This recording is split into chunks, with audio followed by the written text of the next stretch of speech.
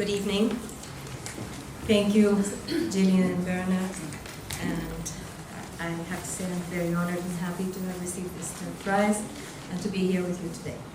My poem is called Interknitted. This poem is about knitting in the midst of life changes. A piece of knitting is like life, a work in progress, something fluid, something open. Each major change in life, like a love change, for example, brings a rearrangement of one's identity according to new habits, new likes and dislikes, a new diet, a fresh start. And all of this is recorded in a new kind of texture, a poem. So I will now read the poem, Interknitted. Knit one, purl one, like saying, now a stick, now a carrot, today, not yesterday, not ever, quasi-tomorrow. Syllables ping-ponging over the yarn.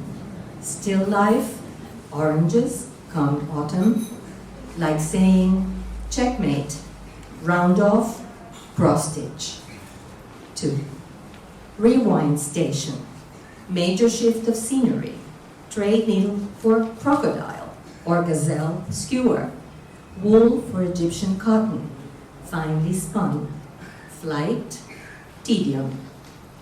Switch diet, switch mold and model, mannequin. 3.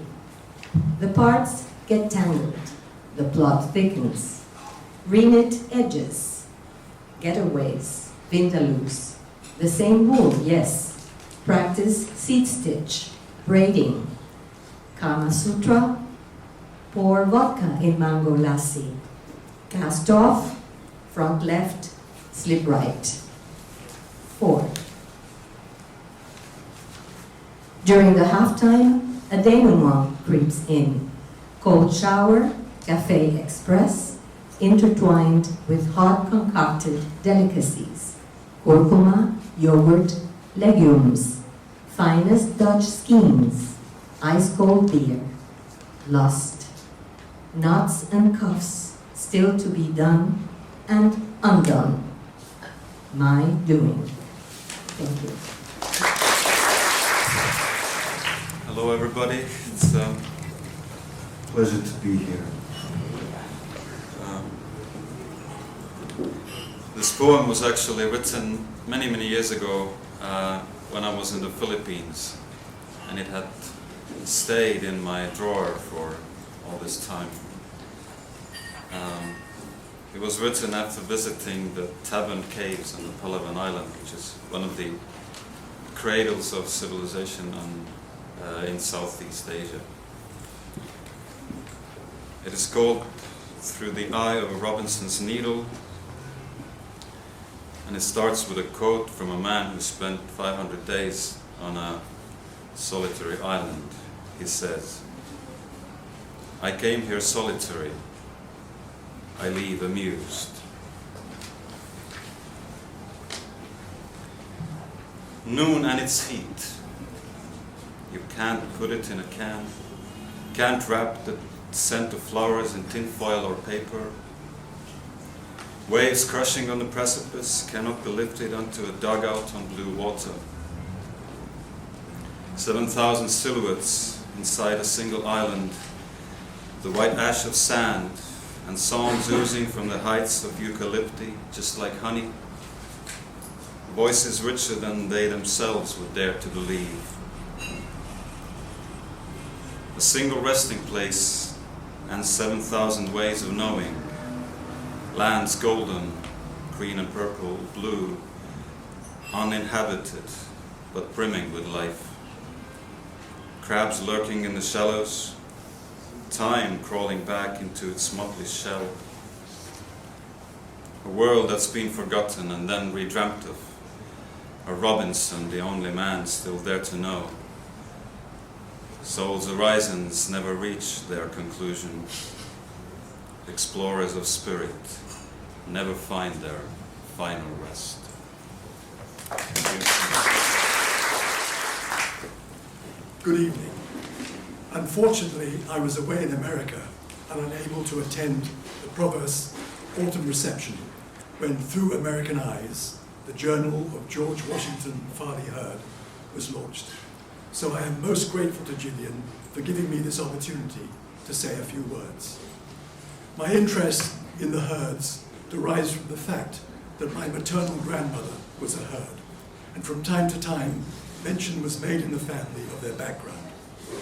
But it was when I returned to Hong Kong in 1964 to work for my mother's brother that I began to learn more about them, as he maintained a correspondence with his cousin on this topic. The journals which comprise Through American Eyes are part of a very substantive archive of Hurd papers, which I estimate at between 500,000 and 750,000 pages, of which 100,000 pages are letters. The archive, which contains a wealth of information about the early dealings of Western merchants with China and the Chinese, as well as its evidence of Western merchants, as well as its evidence as to diplomatic, military, and cultural interactions, is housed in the Baker Library at the Harvard Business School. Some years ago, I spent 3 days delving into it. Apart from 4 typewritten documents, all the other papers are handwritten and quite difficult to decipher from the microfilm to which they have been copied. Therefore, I would like to congratulate Gillian and Mrs. Chris Duggan for their considerable fortitude and perseverance in the task of transcribing these diaries. Several of us hope that over time, technology can make the entire archive more accessible. While several authors, such as Stephen Lockwood, Tim Sturgis, and Elizabeth Sinn, have referenced the archive extensively, and just a few weeks ago, the professor of history at Bristol University was using it for an account he is writing, Through American Eyes, we believe, is the only part of the archive now published in book form. You may already be familiar with the Hurd's legacy without knowing it. The prominent building in Central, next to St. John's Cathedral and opposite the Hong Kong Bank, known as the former French Mission Building, was built by them as the headquarters of the firm and their residence. Also, connecting Johnson Road with Hennessy Road is Hurd Street, which may well have been named after them.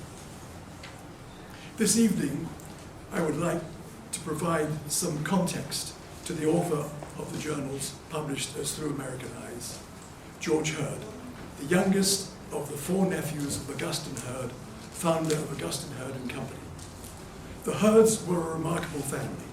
They originated from East Anglia and came to New England around 1636 and achieved prominence through John Hurd, the grandfather of the 4 nephews. John was a successful businessman across a wide range of enterprises, including overseas trade. He was also elected to the Massachusetts House of Representatives and subsequently to the State Senate. Of his 14 children by 2 marriages, 3 sons are of particular interest: Daniel, his 6th child, Augustine, his 10th child, and George Sr., his 13th child. Daniel was the first Hurd to trade directly with China as a supercargo, the person responsible for assembling the cargo to be shipped, disposing of it on arrival, and assembling a return cargo for sale in America. He arrived in China in 1801, but very shortly after succumbed to a tropical disease that he had acquired on the way in Calcutta. It was not until 1809 that Augustine, who gained a formidable reputation as a businessman as well as that of a highly skilled ship's captain, arrived in China, also as a supercargo. He made periodic voyages to China thereafter and eventually joined Russell and Company, the largest American China trade company, as a partner in 1830. However, he had to return to America in 1834 due to ill health, but continued on there as a partner of the firm. Towards the end of the 1830s, there was disagreement among the Russell partners working in China, recorded in the book Rivalry in Canton, The Control of Russell and Company, 1838 to 1840, and the founding of Augustine Hurd and Company, by Tim Sturgis, a descendant of one of the Russell partners. Augustine Hurd and Company was founded in 1840 in Canton, and in 1841, Augustine returned to China together with his eldest nephew, John, who was only 17 at the time. Bad health again forced Augustine back to America in 1844, and he handed over the running of the company in China to John. just 20 years of age, while he looked after the American end of the business. In the course of the following 15 years, John's three brothers, Augustine, Albert, and George, our author, joined the company. All remained active in the business in one way or another until its bankruptcy in 1875. The company engaged in a broad range of business activities, including trading, shipping, insurance, engineering. Their company, the Novelty Iron Works, manufactured guns for the Macau fort, and bakery through ownership of the Wan Chai Bakery. They also engaged in the transport of Chinese labor to the California goldfields and were a preferred shipper due to the good conditions provided on their ships. Their trading activities to China included opium from India, cotton from the USA, and rice from Siam and Taiwan. And they mainly shipped out of China tea and silks. The company owned the offices in Hong Kong, Shanghai on the Bund, Yokohama, and Nagasaki, as well as owning land along the Yangtze River in Qqiang, Hankow, and Hanyang. In addition, the company had offices in Canton, Fuzhou, and Kanagawa. At its height, Augustine Herd was earning annual profits of close to $500,000 US. This kind of success is not achieved without significant entrepreneurial flair. Initiatives such as being the first foreign company to trade with Siam, the first foreign company to establish a trading company in Japan in 1859, thanks to an invitation from Captain Nicholson of the US frigate Mississippi to join the voyage, conveying Minister Harris to inaugurate the trade part of the US-Japan Treaty signed the previous year. Another important initiative was John's foresight that the outcome of the Second Opium War would be victory for the British and the establishment of treaty ports along the Yangtze. Accordingly, he commissioned the building of a river steamer, the Fire Dart, in America, which arrived in China just after hostilities ceased, enabled the company to be the first foreign company to establish trade with Yangtze ports, a business which yielded them around $200,000 US in annual profits. Albert and George alternated as directors of the Hong Kong and Shanghai Banking Corporation, right from its founding in 1865, with Albert having been a member of the Provisional Committee set up in 1864, and George additionally served a term as chairman. The Herds were keen observers of the political scene and very well aware of its impact on business. John Herd was Honorary Russian Consul in Shanghai and both Honorary Portuguese and Honorary Russian Consul in Hong Kong. Albert also served a term as Honorary Russian Consul in Hong Kong, and after the demise of the company, he officially represented China in Russia for several years, while later on in life, Augustine became US Minister to Korea. Summing up their experience as China traders, John Herd said, "All transactions with the Chinese merchants were by word of mouth. When a bargain was concluded, each entered it in his memorandum book, and I never knew of a dispute arising. The honesty of the Chinese was remarkable." And Augustine Herd, in the 1890s, at a lecture he gave during a period of considerable American animosity towards China, said, "Of the hundreds of thousands of dollars we sent into the country under the extraordinary conditions which I have described, not one was lost, and I never heard that anyone lost anything. I doubt if there is another country in the world where such an experience is possible, and it should be recollected in honor of them. At this time, when we are hearing nothing but evil of them, I wish to give my voice in their favor." George also, in his journals, showed alertness to business considerations and a general attitude of fellow feeling towards both the Chinese and Japanese people whom he met. I have said little about George in this short talk, as I hope to have whetted your appetite sufficiently to want to explore his personality as he presents himself in Through American Eyes.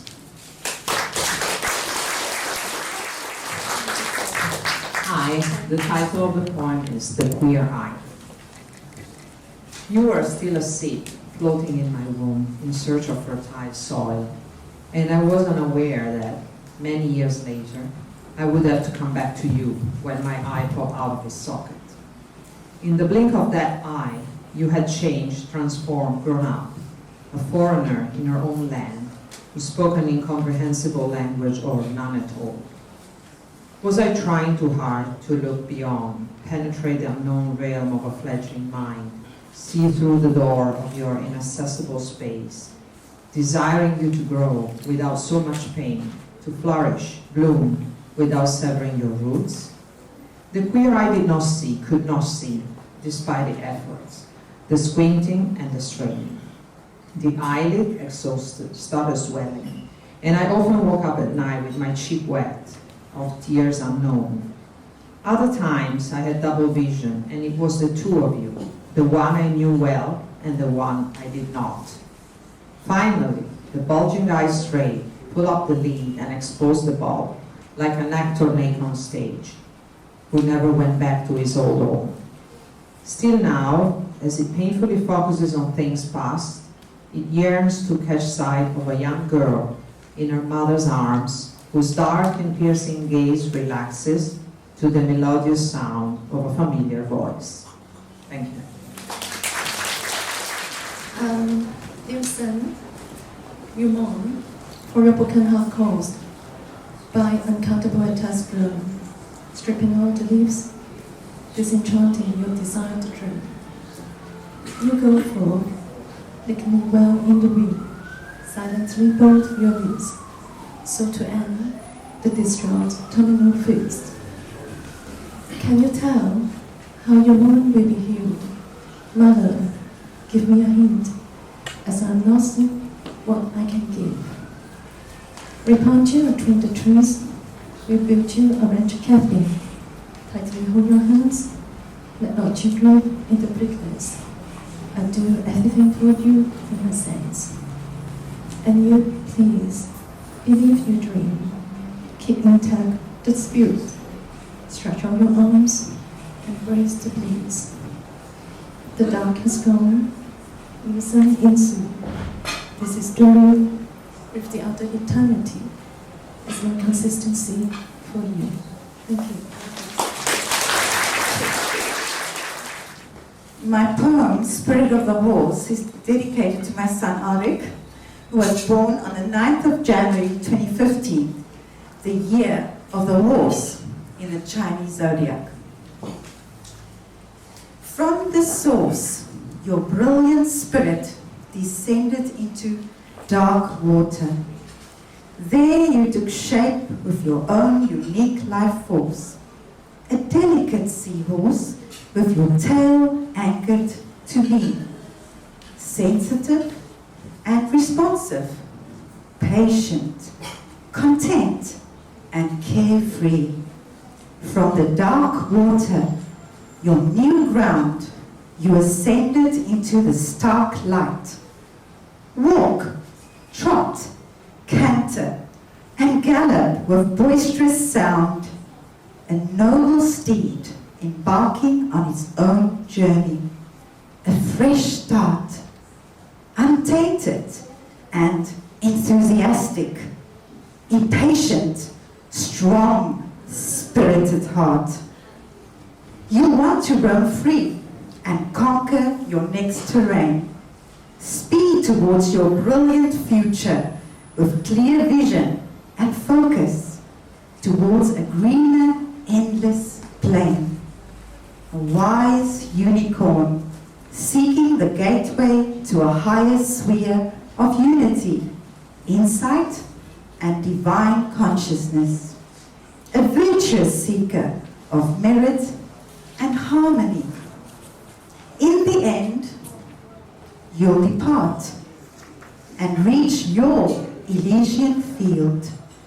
You'll swiftly rise and soar into illumination, carrying only the knowledge and the great spiritual power that you wield.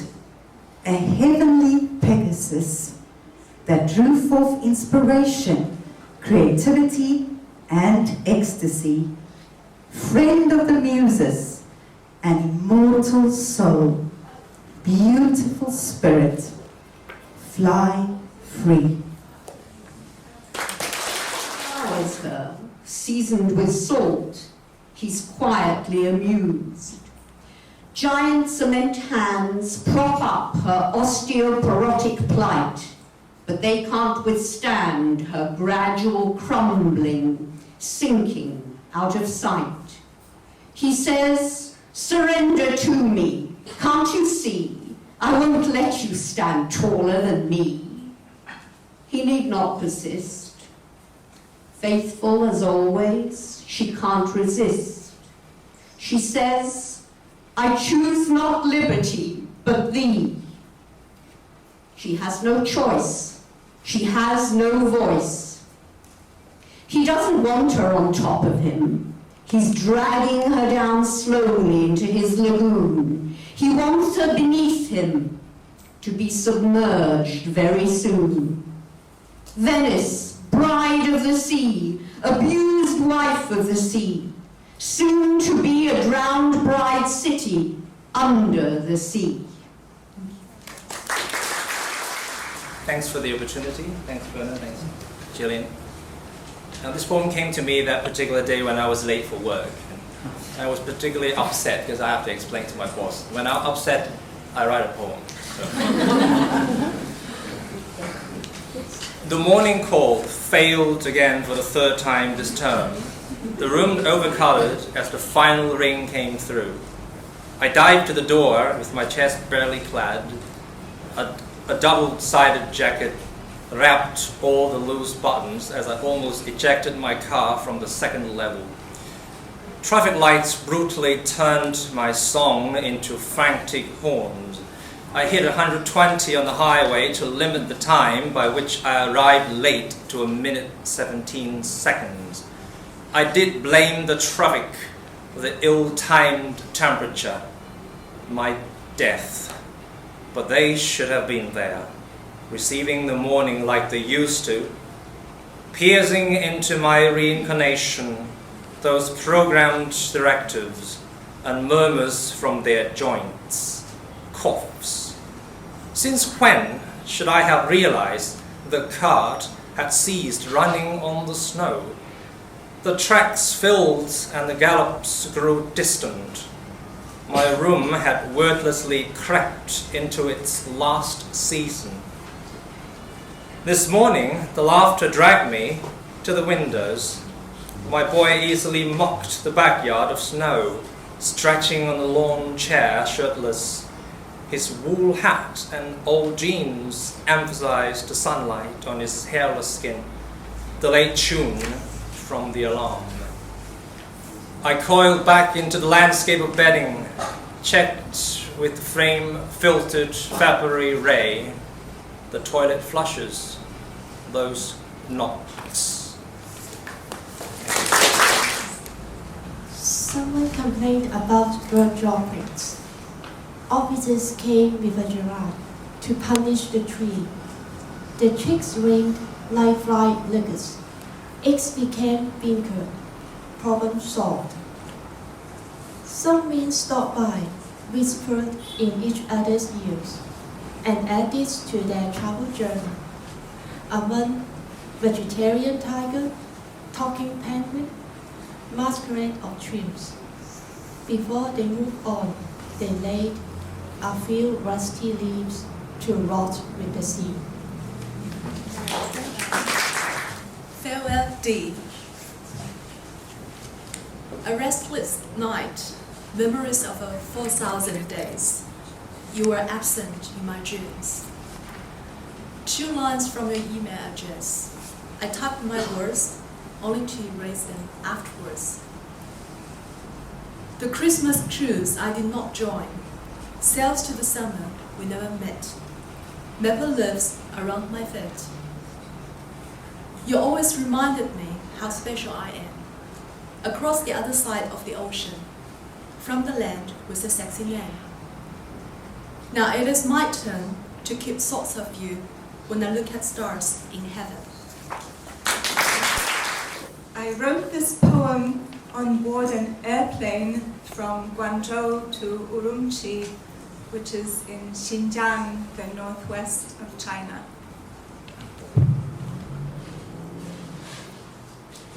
Aerial view of Kunlun mountains. And the sun will go down golden over these zebra-colored hills, the darkened precipices, snow-capped rills, layers of mist and clouds enfolding hewn granite, jagged basalt, glacial ice, shining like halos in the sun on mountain tops, whence rivers run from the inception of their course. The sun will set in streams of gold, bathing the mountains in its light, until soft shadows of the night envelop them in curtains cold. Good evening. All right, so my poem is In Fear of Dusk.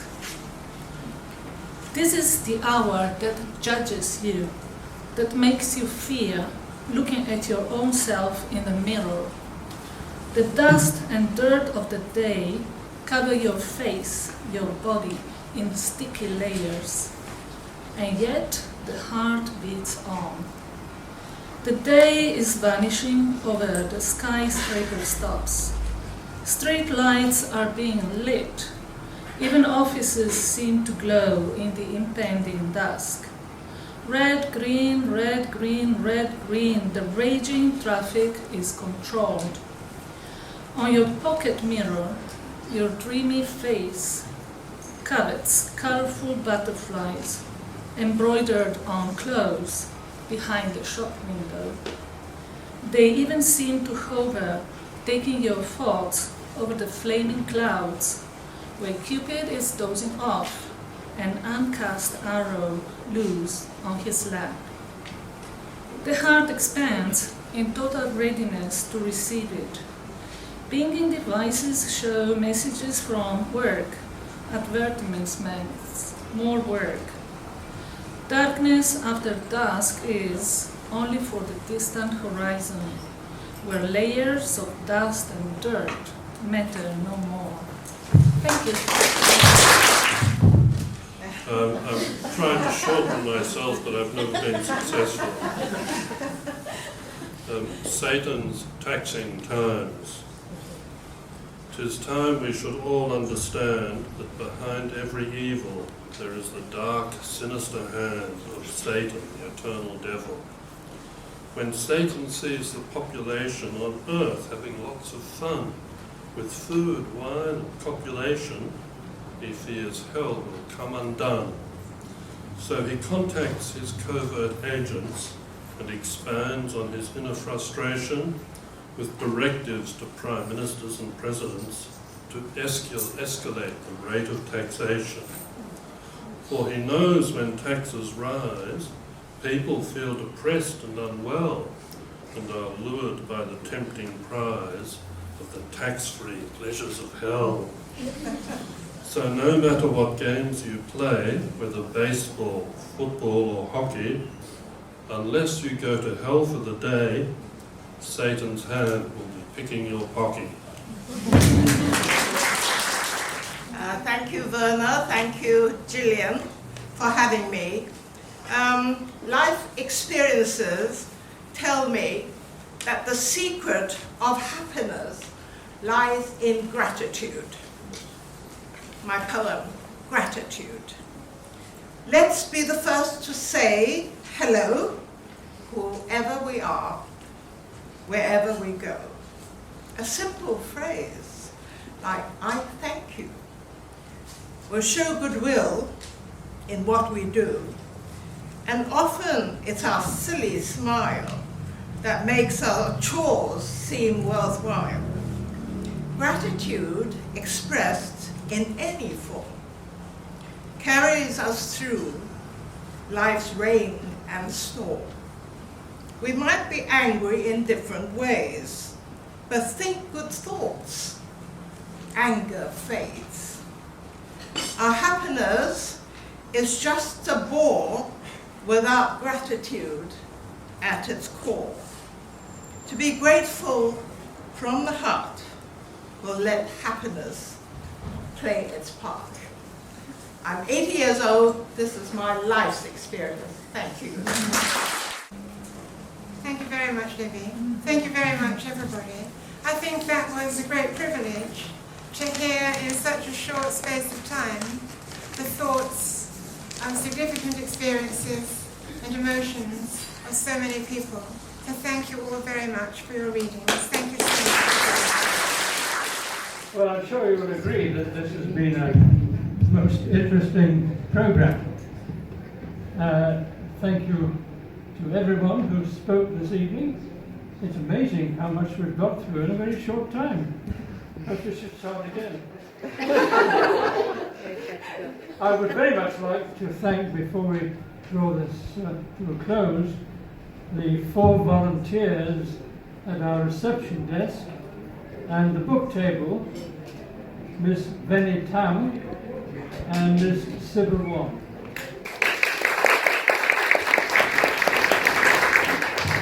Also 2 students from Hong Kong Baptist University. Kindly arranged by Dr. Jun Pan, Janice of the translation program. They are Jenny Chi Wai Wong and Jenny Chi Lok Chun. All 4 of them will remain at the book table for some time to help you purchase lots of books. Don't forget, all poets will be happy to sign in your copy of the anthology. George and Gillian will sign Through American Eyes, and all other writers here with books on the table will do the same. Right, please continue to enjoy the evening. The cash bar and any canapé not yet consumed are available until the close of play at 9:15 p.m. Thank you very much.